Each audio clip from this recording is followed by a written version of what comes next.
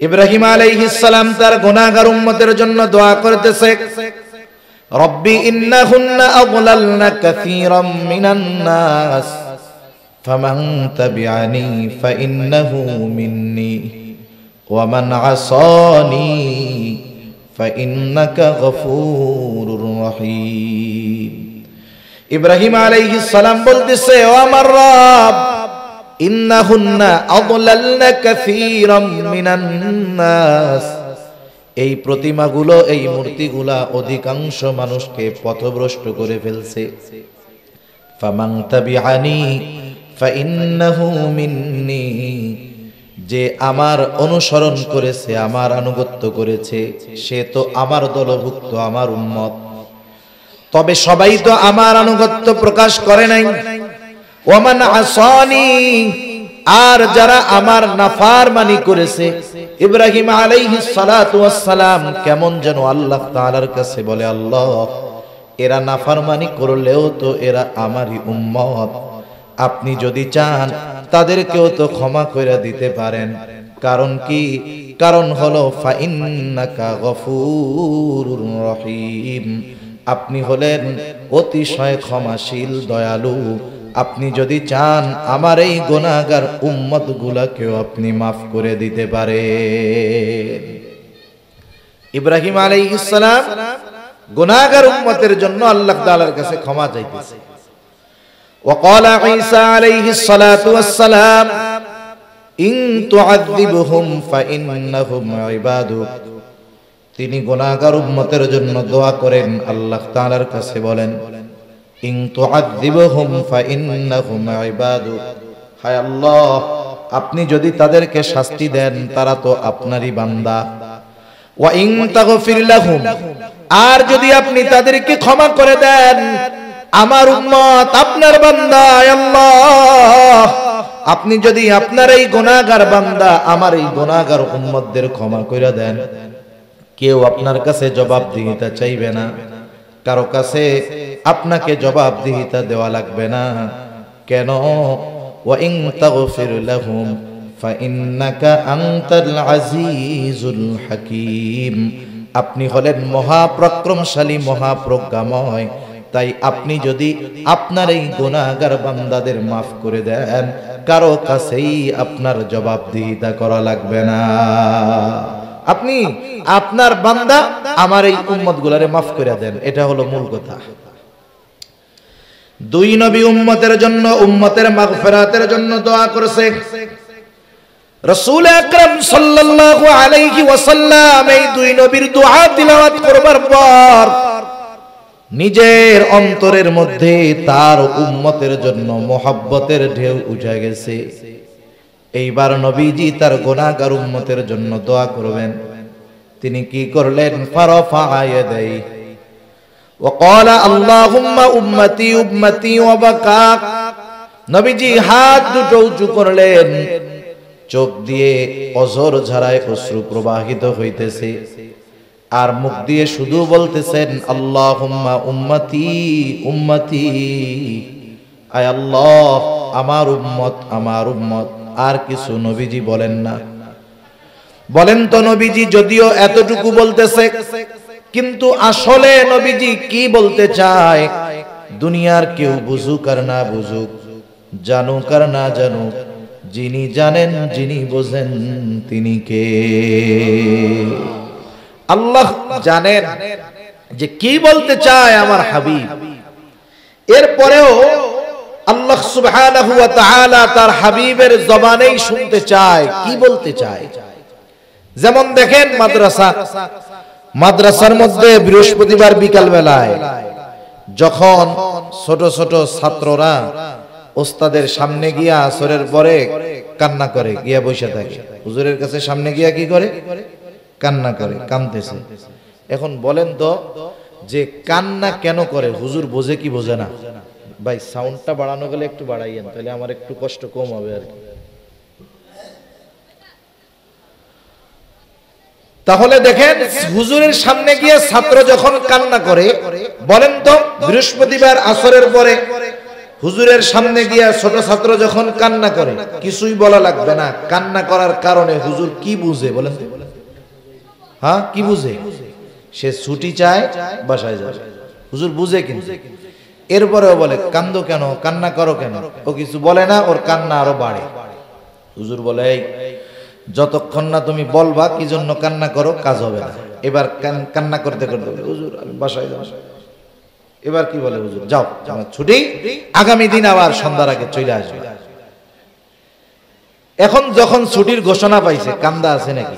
চোখের পানি শুকানোর আগে দেখবেন মুখের মধ্যে হাসি ফুটে উঠছে। আল্লাহ রাব্বুল আলামিন জানেন নবীজি কি বলতে চায়।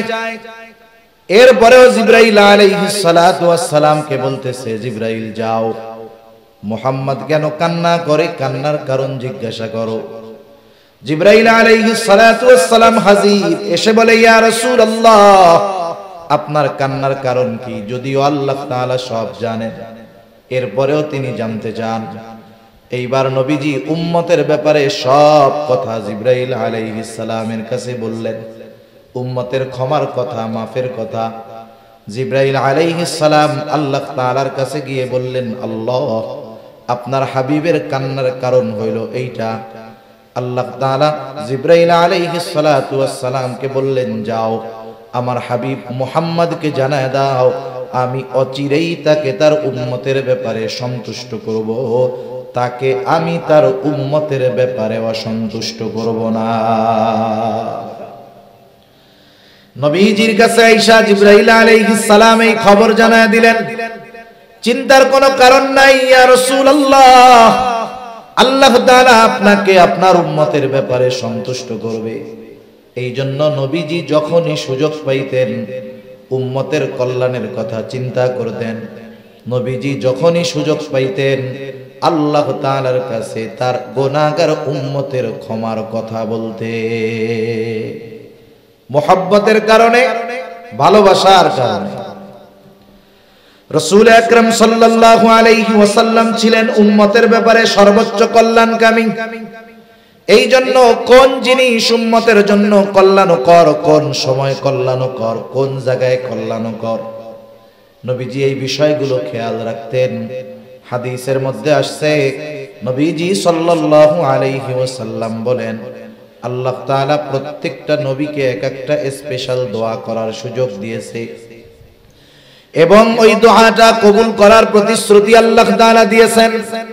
সব নবী দুনিয়ায় তার উম্মতের ব্যাপারে ওই দোয়া করে ফেলছে, আর ওই দোয়াটা আমি সংরক্ষণ করে রেখেছি। কিয়ামতের দিন আমার উম্মত যখন বিপদে পড়ে যাবে, মুসিবতে পড়ে যাবে, ওই দোয়াটাকে আমি সুপারিশ হিসাবে ওই দিন আমার উম্মতের জন্য আমি ওই দোয়াটা করব। নবীজি জানেন যে দুনিয়ায় এই দোয়াটা করার চাইতে আখিরাতে কাজে লাগবে বেশি। এই জন্য দুনিয়াতে না কইরা আল্লাহ নবী আখিরাতের জন্য ওইটারে জমায় রাখছেন। রাসূল আকরাম সাল্লাল্লাহু আলাইহি ওয়াসাল্লাম উম্মতের পথভ্রষ্টতার কারণে নবীজি চিন্তিত হয়ে যাইতেন। দ্বীনের উপরে না আসার কারণে নবীজি চিন্তিত হয়ে যাইতেন। নবীজি যখন প্রাথমিক দিকে মক্কার কাফেরদের মধ্যে দাওয়াত দেন, যদিও কাফেরদের মধ্যে দাওয়াত দেন, তথাপি কাফেররাও নবীজিকে ভালো মতো চিনে, নবীজিও তাদেরকে চিনেন। কোন অপরিচিত পরিবেশে গিয়ে উনি দাওয়াত দিয়েছেন বিষয়টা এমন নয়, বরং মক্কার মানুষেরা নবীজির 40 বছরের হায়াত সম্পর্কে জানে। তাদের সামনে নবীজির শৈশব, কৈশোর, যৌবন অতিবাহিত হয়েছে। তারা জানে মুহাম্মদ কেমন মানুষ, মুহাম্মাদের চরিত্র কেমন। মক্কার কাফেররা খুব ভালো মতো জানে। এই জন্যই তো মক্কার কাফেররা আমার আপনার নবীজি নবুয়ত প্রাপ্ত হওয়ার আগেই ওই মক্কার কাফেররা আমার আপনার নবীজির চরিত্র মাধুরীতে সন্তুষ্ট হয়ে নবীজির উপাধি দিয়েছে আল আমিন, আস-সাদিক, সত্যবাদী, আমানতদার। ওই সত্যবাদী আমানতদার মানুষটা যখন ওই মক্কার কাফেরদের কাছে গিয়ে চিরন্তন সত্যর দাওয়াত দেওয়া শুরু করলেন, মক্কার কাফেররা নবীজির দাওয়াত গ্রহণ করেন না। নবীজি চিন্তিত, যে এরা যতই আমার কাছের মানুষ হোক না কেন, যতই আপনজন প্রিয়জন হোক না কেন, এরা যদি কোনো উপায় নাই, এদের ঠিকানা হয়ে যাবে জাহান্নাম। নবীজি চিন্তিত হয়ে গেছে। চিন্তা পেরেশানিতে খাওয়া দাওয়া কমে যায়, স্বাভাবিক বিষয়।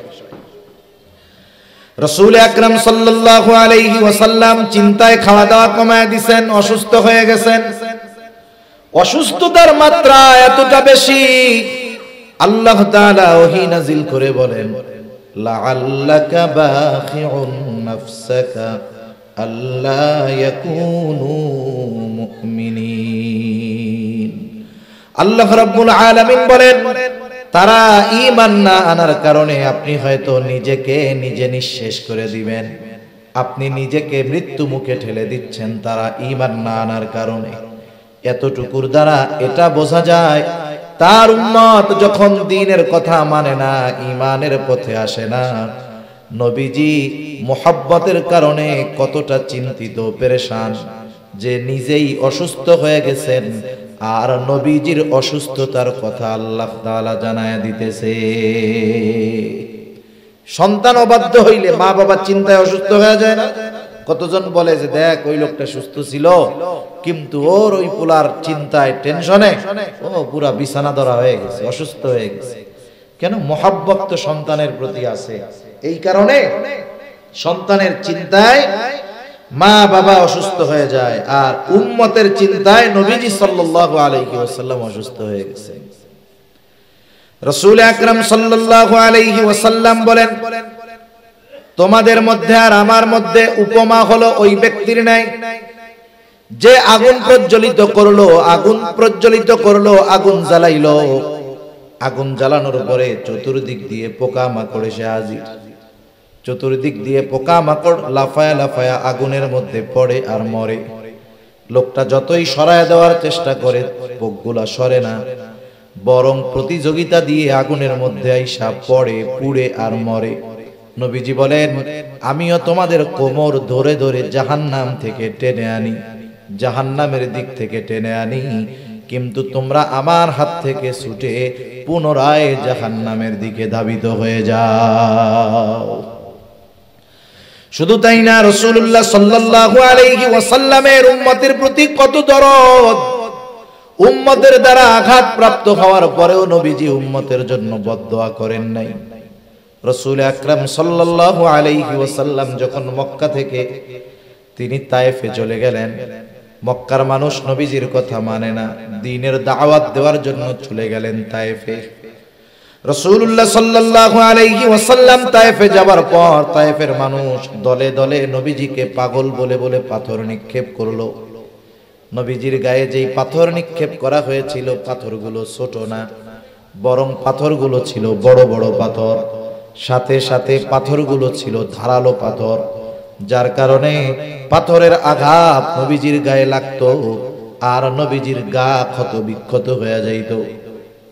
এত পরিমাণ পাথর নবীজির গায়ে লাগছে। আয়েশা সিদ্দিকা রাদিয়াল্লাহু তাআলা আনহা, নবীজির গায়ে একদিন পাথরের দাগ উনি বুঝতে পারেন নাই। জিজ্ঞাসা করেন, ইয়া রাসূলুল্লাহ, আপনার গায়ে এইগুলো কিসের দাগ? কখনো কি বসন্ত হয়েছিল নাকি? নবীজি বলেন, না আয়েশা, আমার কখনো বসন্ত হয় নাই, ফক্স হয় নাই। তাইলে দাগগুলো কিসের? নবীজি বললেন, আয়েশা, আমি যখন দ্বীনের দাওয়াত দেওয়ার জন্য তায়েফে গিয়েছিলাম, তায়েফের মানুষ আমাকে বুঝে নাই, আমার কথাগুলো মেনে নেয় নাই। তারা আমাকে যেই পাথরগুলো নিক্ষেপ করেছিল, এই দাগগুলো হলো তাদের নিক্ষিপ্ত পাথরের দাগ, পাথরের আঘাতের দাগ। এর মানে কি বোঝা যায়? নবীজিকে পাথর মারছে বড় বড় এবং ধারালো। যদি কেউ বড় একটা পাথর মারে, গায়ে লাগলে ওই জায়গাটা থেতলে যাবে, ফেটে যাবে না, কেটে যাবে না। কিন্তু যদি বড় হয়, ধারালো হয়, লাগলে কাটবে, ক্ষত হবে, রক্ত বের হবে। নবীজি সাল্লাল্লাহু আলাইহি ওয়াসাল্লামের গা দিয়ে রক্ত প্রবাহিত হইত। এত পরিমাণ রক্ত নবীজির গা দিয়ে বের হয়েছে, গায়ের পোশাক পরিপূর্ণভাবে ভিজে, গা বেয়ে বেয়ে রক্ত পড়েছে। রক্ত বেয়ে বেয়ে পড়তে পড়তে ওই রক্ত জুতার মধ্যে ঢুকে গেছে, রক্ত শুকায়া জুতা পায়ের সাথে আটকে গিয়েছে, তাহলে কি পরিমাণ রক্ত বের হয়েছে একটু চিন্তা করেন। অনেক সময় আমরা রক্ত দান করি, ব্লাড ডোনেট করি, যিনি রক্তদাতা রক্ত দেন, অনেক সময় দেখা যায় 300 গ্রাম 400 গ্রাম 250 গ্রাম রক্ত নেওয়া হবে, কিন্তু আল্লাহর বান্দা রক্তটা দিয়ে আর উঠতে পারে না, অজ্ঞান হয়ে পড়ে যায়, দুর্বলতার কারণে চলতে পারে না। নবীজির গায়ে যখন আঘাত করা হতো, রক্ত প্রবাহিত পড়তো, নবীজি জমিনে পড়ে যাইতেন। হযরত যায়েদ রাদিয়াল্লাহু তাআলা আনহু একা ঠেকায়া পারেন না, তিনিও আঘাতপ্রাপ্ত হয়েছেন। নবীজি আবার উঠতেন, উঠে এক কথা যে তোমরা বলো লা ইলাহা ইল্লাল্লাহ তুফলিহু, সফল হয়ে যাইবা। এইভাবে চলতেছে বিকাল পর্যন্ত। আল্লাহ রাসূল সাল্লাল্লাহু আলাইহি ওয়াসাল্লাম প্রচন্ড দুর্বল হয়ে গেলেন, ক্লান্ত শ্রান্ত দেহ নিয়ে নবীজি পড়ন্ত বিকালে একটা আঙ্গুর বাগানের পাশে গিয়ে নবীজি একটু বিশ্রাম নিচ্ছেন। ইতিমধ্যে জিবরাইল আলাইহিস সালাম হাজির। জিবরাইল আলাইহিস সালাতু ওয়াস সালাম এসে বলে, ইয়া রাসূলুল্লাহ সাল্লাল্লাহু আলাইহি ওয়াসাল্লাম, এই কওম আপনার সাথে কেমন আচরণ করেছে আল্লাহ তাআলা সব জানেন। আজকে আমি একা আসি নাই, আল্লাহ তাআলা আমার সাথে নতুন আরেকজন ফেরেশতা পাঠিয়েছে, যে ইতিপূর্বে কখনো আপনার কাছে আসে নাই। নবীজি বলেন, এইবার ওই ফেরেশতা আমার সামনে আসলো, আমাকে সালাম দিল। সালাম দেওয়ার পরে বলে, ইয়া রাসূলুল্লাহ, এই কওম আপনার সাথে কেমন আচরণ করেছে আপনার মালিক সব জানেন, সব দেখেছেন। ইয়া রাসূলুল্লাহ, আল্লাহ তাআলা আমাকে আপনার নিকটে পাঠিয়েছেন আপনার আদেশ পালন করার জন্য। আপনি যদি নির্দেশ দেন, এই অবাধ্য জাতিকে 2 পাহাড় দিয়ে এমন ভাবে পিষে দেওয়া হবে যে তারা পরিপূর্ণ নিশ্চিহ্ন হয়ে যাবে, এখানে যে একটা জনবসতি ছিল তার কোনো চিহ্ন অবশিষ্ট থাকবে না। আপনি যদি শুধু নির্দেশ দেন তাইলে হবে। রাসূল আকরাম সাল্লাল্লাহু আলাইহি ওয়াসাল্লাম এই সুযোগ পাওয়ার পরেও কি করছেন? আমরা হইলে কি করতাম? আমরা তো প্রতিশোধ পরায়ণ। আমরা কি বলেন না, প্রতিশোধ পরায়ণ। আমরা 20 বছর আগের ছোটখাটো বিষয়ের প্রতিশোধ নেওয়ার সুযোগ পাইলেও সেটা ছাড় দেই না। চিন্তা করি, এখন আমার খুব পাওয়ার, 20 বছর আগে ওই লোক আমার দিকে চোখ বড় করে তাকাইছিল, আজকে আমার পাওয়ার আছে, ওর চোখ দুইটাই উঠাইয়া দিলাম। করে না এরকম? ছোট ছোট বিষয় নিয়ে বড় বড় প্রতিশোধ মানুষ নিয়ে বসতেছে, চিন্তাই করে না। অথচ রাসূলুল্লাহ সাল্লাল্লাহু আলাইহি ওয়াসাল্লাম ক্ষমা পরায়ণ ছিলেন, প্রতিশোধ পরায়ণ নবীজি ছিলেন না। রাসূল আকরাম সাল্লাল্লাহু আলাইহি ওয়াসাল্লামের চিন্তাধারা ছিল সুদূর প্রসারী। যখন এই কথা ফেরেশতা বলছে, নবীজি আরাম করতেছিলেন, একটু উঠা বসলেন। কেমন যেন নবীজি বলতেছে, তুমি তো বলতেছো আদেশ দেন 2 পাহাড় একত্রিত কইরা ওদেরকে পিষে দেই, কিন্তু তোমার এই কথা আর আমি তো আল্লাহ তাআলার কাছে আশা করি ভিন্ন। নবীজি তখন বললেন, বাল আরজু আন ইয়াখরুজাল্লাহু মিন আসলাবিহিম মান ইয়াবুদুল্লাহ ওয়াহদাহু ওয়া লা ইউশরিকু বিহি শাইআ। নবীজি সাল্লাল্লাহু আলাইহি ওয়াসাল্লাম বললেন, বরং আমি তো আল্লাহ তাআলার কাছে এই আশা পোষণ করি যে আল্লাহ তাআলা এদের মধ্য থেকে এমন এক জাতি বের করবে, এমন এক প্রজন্ম বের করবে যারা এক আল্লাহর ইবাদত করবে, তার সাথে কারো শরীক করবে না। তুমি তো বলতেছো আদেশ দেন 2 পাহাড় মিশাইয়া পিষে দেই, আর আমি তো আশা করতেছি এদের অবস্থা যা হয় হোক, হয়তো আল্লাহ তাআলা এদের মধ্য থেকে এমন মানুষ বের করবে যে ওরা এক আল্লাহর ইবাদত করবে, কারো সাথে শরীক করবে না। নবীজি সাল্লাল্লাহু আলাইহি ওয়াসাল্লামের কিয়ামত পর্যন্ত যত উম্মত আসবে তাদের প্রতি ভালোবাসার নিদর্শন নবীজি রেখে গেছেন। রাসূলুল্লাহ সাল্লাল্লাহু আলাইহি ওয়াসাল্লাম একদিন সাহাবা একরামের সাথে পথ চলতেছিলেন।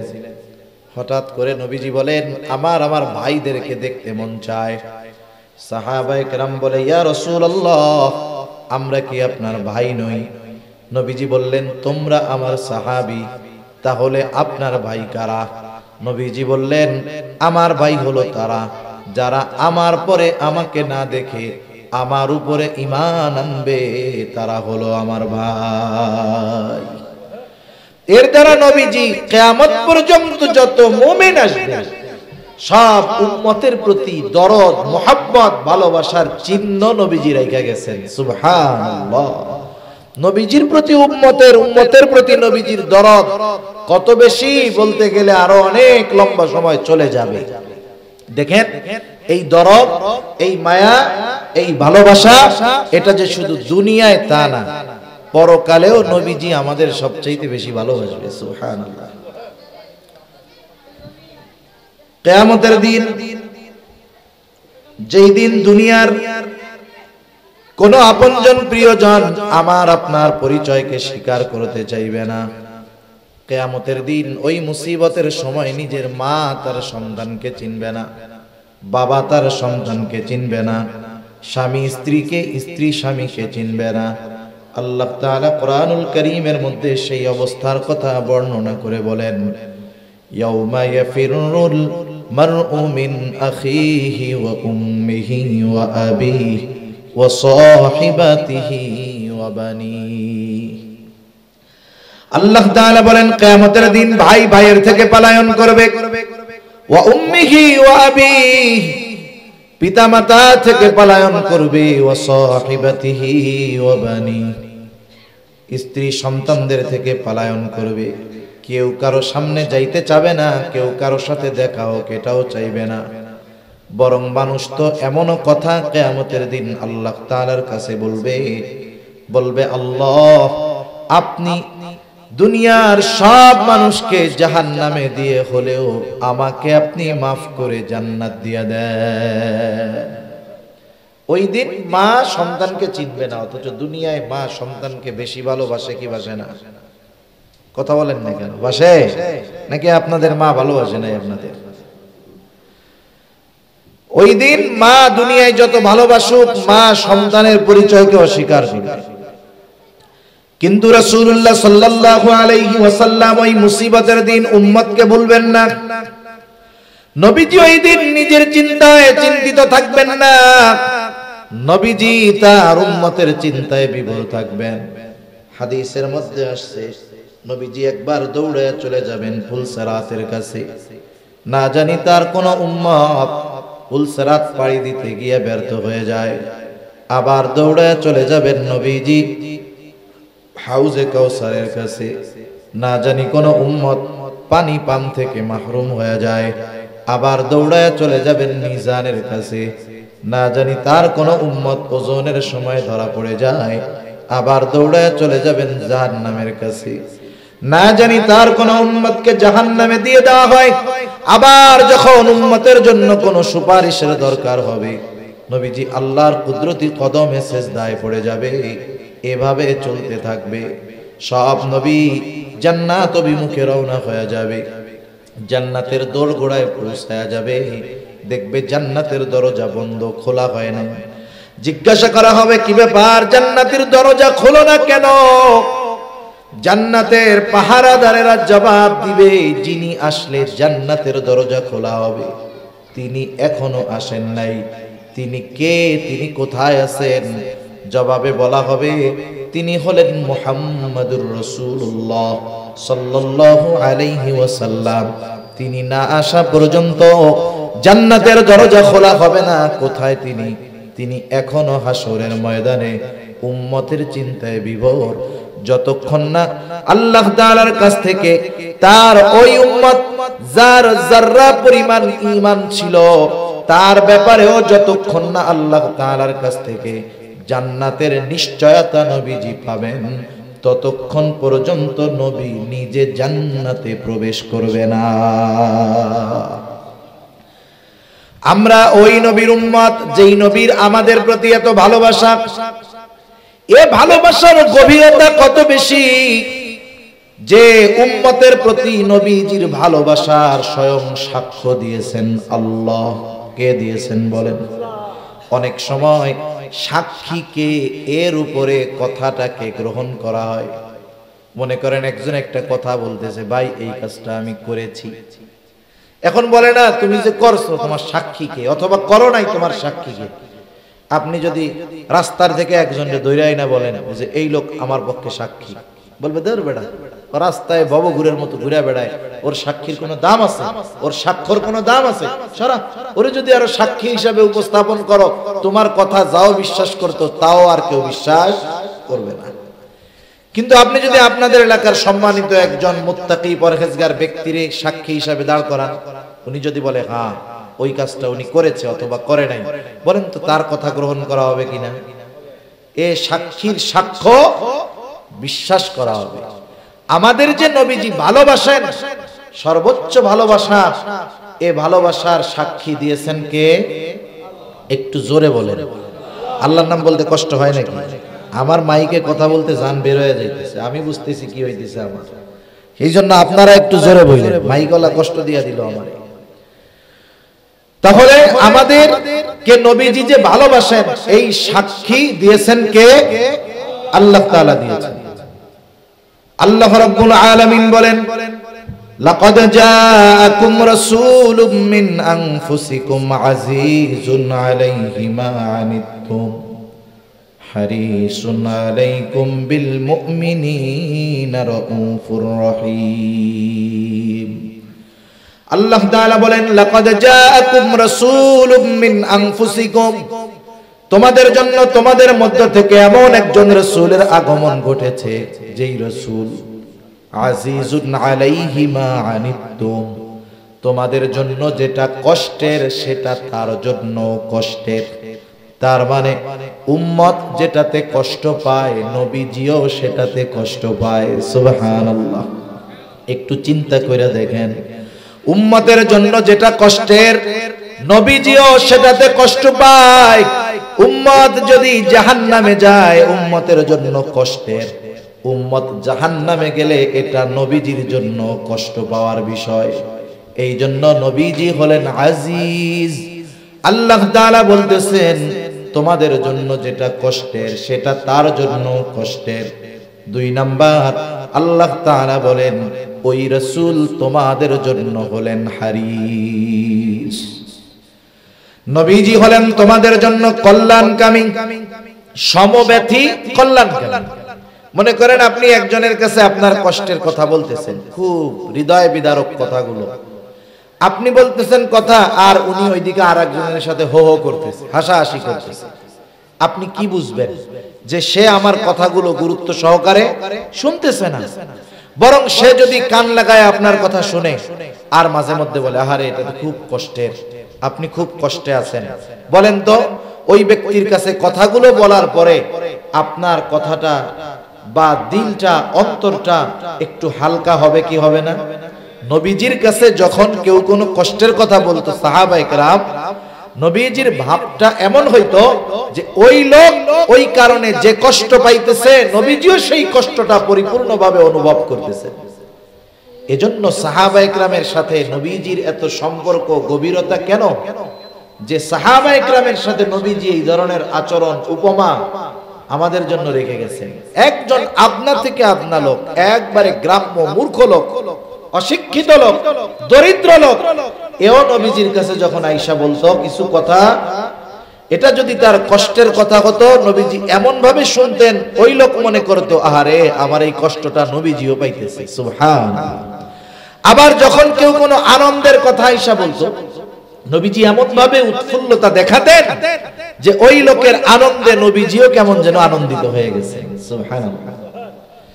এজন্য নবীজি ছিলেন সমব্যথী, উম্মতের জন্য কল্যাণকামী, আর মুমিনদের জন্য বিশেষ করে বিল মুমিনিনা রাউফুর রহিম। মুমিনদের জন্য নবীজি হলেন রাউফ, মুমিনদের জন্য নবীজি হলেন রহিম।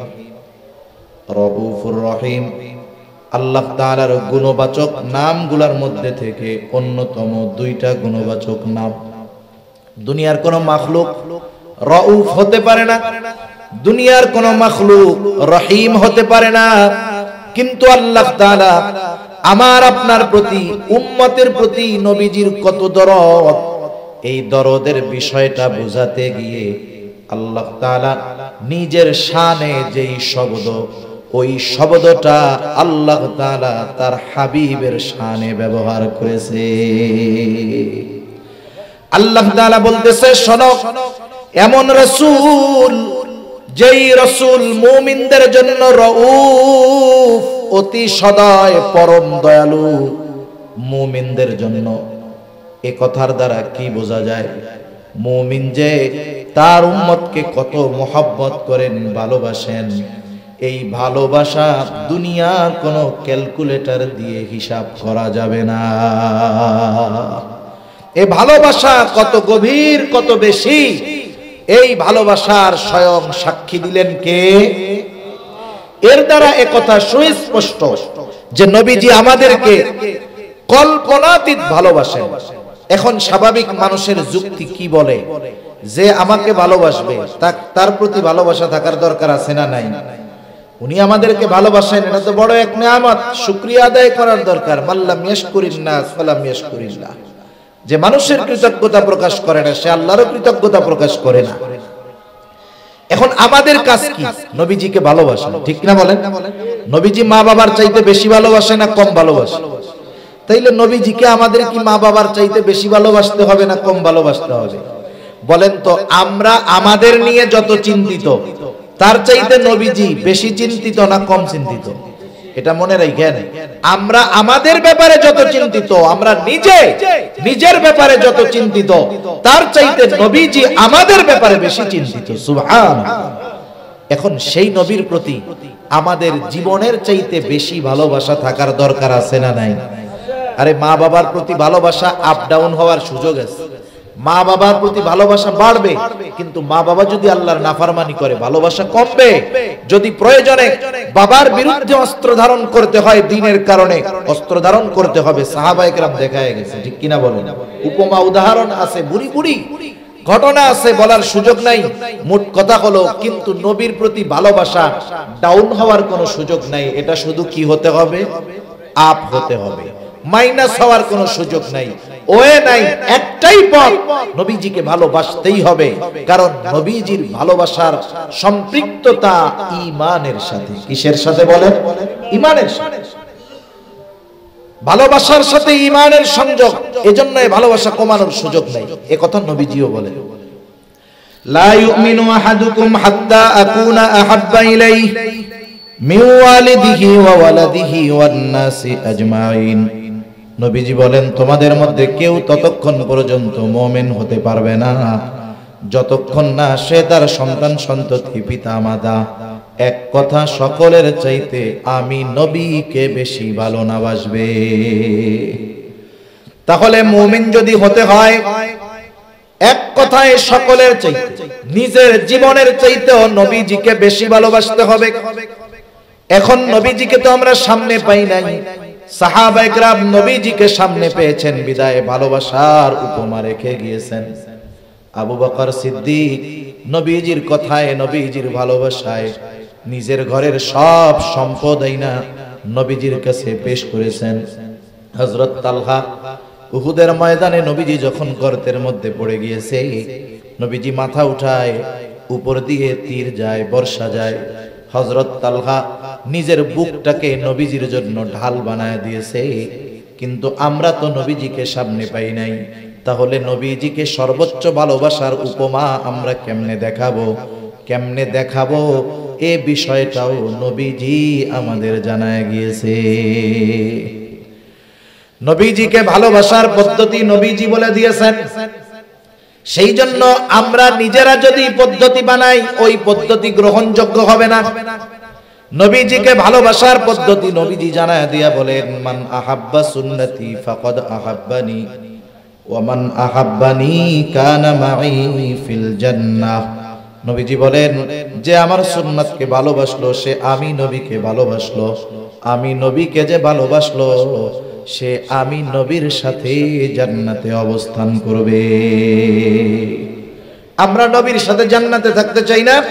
চাই। কে না চাই? সাহাবায়ে কেরাম যখন শুনছেন যে যাকে ভালোবাসে তার সাথে অবস্থান করবে, এর চাইতে বেশি খুশি ওনারা আর হন নাই এই কথা শুনা। হযরত আনাস রাদিয়াল্লাহু তাআলা আনহু থেকে বর্ণিত, এক গ্রাম্য সাহাবী আয়েশা নবীজিকে প্রশ্ন করছে মাতাস সাআহ। তার প্রশ্নের ভাবে নবীজি তার প্রশ্নের জবাব না দিয়ে উল্টা তাকে প্রশ্ন করেছে মা আ'দাত্তা লাহা, তুমি যে কিয়ামতের জন্য অপেক্ষা করতেছো, কিয়ামত কখন আসবে বলতেছো, তুমি কিয়ামতের জন্য কি প্রস্তুতি নিয়েছো? লোকটা গ্রাম্য মানুষ, সহজ সরল উত্তর, আমি আল্লাহ এবং তার রাসূলকে ভালোবাসি। নবীজি দেখলেন এই লোকের কথার জবাবের মধ্যে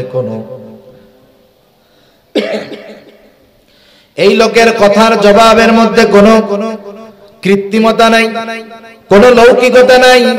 রাসূল আকরাম সাল্লাল্লাহু আলাইহি ওয়াসাল্লাম সাথে সাথে জবাব দিয়ে বললেন যে যাকে ভালোবাসে তার সাথে অবস্থান করবে। লোকটা এবার বাড়ির পথে হাঁটা দিয়ে দিল। হযরত আনাস রাদিয়াল্লাহু তাআলা আনহু বলেন, ইসলাম গ্রহণের পরে আমরা এতটা খুশি হই নাই যতটা খুশি নবীজির মুখে এই কথা শুনে হয়েছি।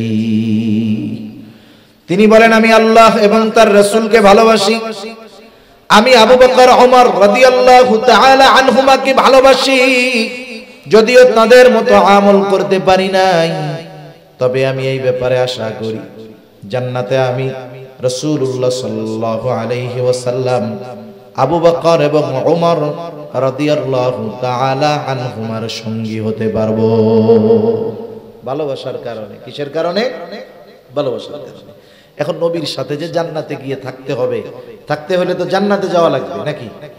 জান্নাতে না গেলে তো আর সাথে থাকা যাবে না। এখন জান্নাতে যাওয়ার সহজ পথ নবীজি বলে দিয়েছেন। নবীজি সাল্লাল্লাহু আলাইহি ওয়াসাল্লাম বলেন, কুল্লু উম্মতি ইয়াদখুলুনাল জান্নাতা ইল্লা মান আবা।